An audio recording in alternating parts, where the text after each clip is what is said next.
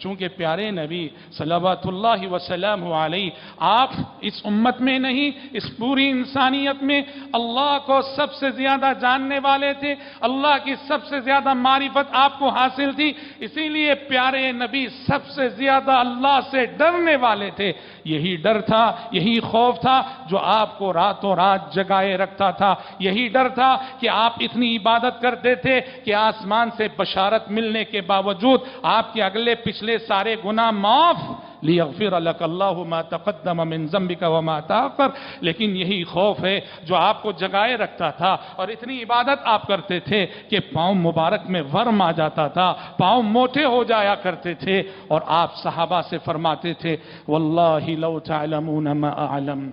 واللہ لو تعلمون ما اعلم لضحکتم قلیلا ولبکیتم کثیرا، اللہ کی قسم لوگو جو باتیں میں جانتا ہوں اگر وہ تم جاننے لگو،